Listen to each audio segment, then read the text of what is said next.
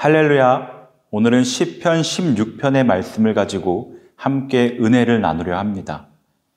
생명의 위협으로부터 하나님의 보호를 확신하고 기도하는 본 시의 흐름은 혼합주의자들의 유혹을 뿌리치고 여호와에 대한 신앙을 고백하는 전반부와 하나님의 축복과 영생의 소망을 언급하는 후반부로 구성되어 있습니다.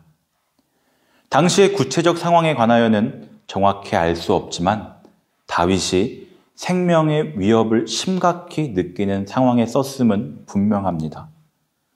그럼에도 불구하고 본시에는 절망 속에 빠져있는 자의 고통스러운 비탄과 한숨 섞인 호소가 전혀 보이지 않습니다.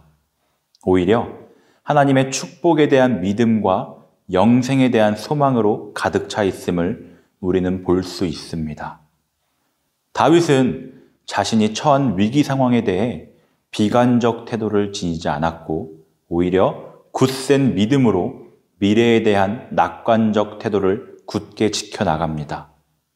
다윗은 사망을 목전에 둔 상황 속에서 공포와 불안을 느끼지 않았고 오히려 하나님의 구원을 확신하였습니다. 죽게 피하나이다 라는 표현은 완료형으로서 이는 그가 새롭게 하나님을 의지한 것이 아니라 과거로부터 계속하여 하나님을 의지하여 왔음을 나타냅니다. 뒤이어 나오는 고백은 우리에게 큰 은혜를 줍니다. 하나님이 나의 주님이 되시는데 내가 어디에서 행복을 찾겠습니까? 아멘. 분명 다윗은 엄청난 훈련 과정을 거쳤을 것입니다. 그러기에 그는 주님께 자신의 모든 것을 의뢰하면서 힘있게 선포할 수 있었던 것입니다. 참된 행복이 오직 여호와로부터 말미암는다는 확신이죠. 세상 사람 중 어느 누구도 복받기 싫어하는 사람은 없을 것입니다. 그리고 세상의 여러 종교들 나름대로가 복받는 비결에 대해 가르치고 있습니다. 또 어떤 종교는 주술적인 방법으로 복을 얻을 수 있다고 가르치고 그렇지 않으면 자신들이 섬기는 우상들을 만족시킴으로 복을 받을 수 있는 것으로 생각합니다. 그러나 우리가 말하는 복의 개념 자체는 이 같은 종교와는 다르죠. 예수님께서 산상수훈 중에서 가르치신 팔복이 그 대표적인 예라 할 수 있습니다. 마태복음 5장 1절에서 12절을 보면 예수님께서는 물질적인 것에 대해 복을 적용시키지 않으셨습니다. 다시 말해서 성경에서 말하는 복은 영적인 것과 밀접한 연관이 있는 것입니다. 물질적으로 부유하고 어떠한 출세만이 복이라면 예수 믿는 사람들 중에 복받지 못한 사람이 너무도 많겠죠. 우리는 주님을 의지하십시오 라는 메시지를 많이 듣습니다. 하지만 우리의 삶에서 어려운 문제에 직면했을 때 주님만을 의지하는 것이 그리 쉽지만은 않습니다.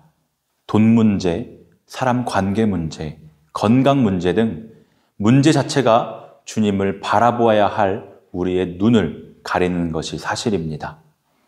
또 반대로 생각해 보면 우리는 돈도 믿어보았고 사람도 믿어보았고 건강도 자신했었습니다. 그 속에서 돈이 가진 능력도 경험했고 사람이 주는 행복도 있었습니다. 또한 건강할 때는 삶의 질도 높았습니다. 그러나 그 조건들이 사라졌을 때에는 그것이 우리에게 상처를 주고 괴로움을 줄 때가 너무도 많습니다. 사랑하는 성도 여러분, 많은 아픔과 상처 끝에서라도 그럼에도 불구하고 주님을 의지하며 하나님을 만나시기 바랍니다. 참된 행복이 되시는 하나님을 만나면 우리에게 밀려오는 고통도 의미 있는 것이 될 줄 믿습니다. 반대로 하나님을 만나지 못하면 고통은 고통으로 끝날 뿐입니다. 주님은 우리가 안심할 수 있는 믿음의 근거이시며 최후의 보루가 되어 주십니다. 지금의 우리를 있게 하셨고 지금 우리의 필요를 채우고 계시며 앞으로도 주님이 우리를 지켜주실 것입니다. 우리에게 필요한 것은 오직 하나, 하나님입니다. 하나님이 우리 필요의 전부이십니다. 하나님이 우리 행복의 이유가 되십니다. 감리교의 창시자 웨슬리는 하나님 밖에서 행복을 찾으려는 것은 곧 깨어진 배를 타고 항해하는 것처럼 위험하고 결코 안전한 항구를 찾지 못하고 바다를 떠도는 항해와 같다고 말했습니다. 그리고 어떤 상황에서든지 하나님 안에서 행복을 찾으려는 사람은 행복을 찾을 것이고 결코 실망하지 않을 것이라고 확신했습니다. 말씀을 마치겠습니다. 복의 근원 되시고 능력을 공급하여 주시며 생명의 길을 보여주신 주님께 감사드립시다. 그 생명의 길에서 오늘도 주님만을 모시고 참된 복을 추구하며 살아가는 저와 여러분이 되기를 축복합니다.